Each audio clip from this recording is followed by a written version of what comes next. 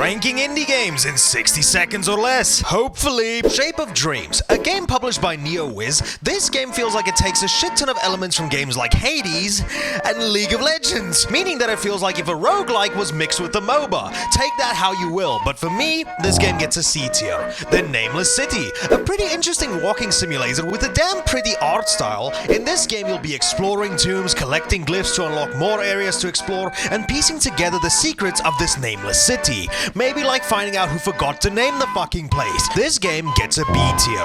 Self-Delusion, a horror game about puppet vor and school. So those two elements should already probably give you a pretty good idea on how scary this game is. C tier. Moro's Protocol, a pretty damn good first-person roguelike in the same vein of this year's Dread Zone Rogue, if anybody's played that. But this game is definitely better because it's got the PlayStation 1 look going for it. So this game gets an A tier. Netherworld, a 2D pixel art style narrative game with an alcoholic black tentacle monster, a Scalie's wet dream, and a character that exclaims that she's wet all the way to her pussy. So this game obviously has got to get a B tier.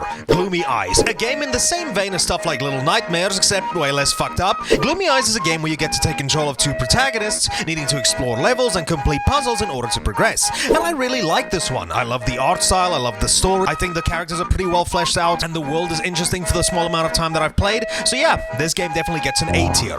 Jump Space, yet another game that proves how well Starfield could have been done, but in this game, you get to soar across the entire galaxy alone or with some buddies, so this game gets a definite A tier.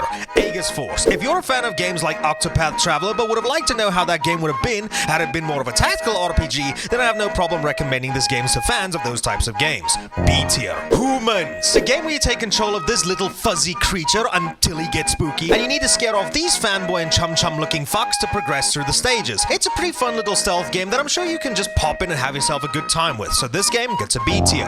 Shooty Robot Invasion, an FPS game that manages to be fun, but with the 2D art style and it being a somewhat movement shooter, it kinda caused me to become a little bit nauseous, but my incapability of playing video games aside, this is a really fun game that used no generative AI. So, A tier. Funko Fusion, probably not really an indie game, but it's a Lego game style third-person shooter where you're gonna be spending more time in the menus tinkering with the settings than actually playing the game. So this unfortunately gets a D tier. So let's see if this was fuck.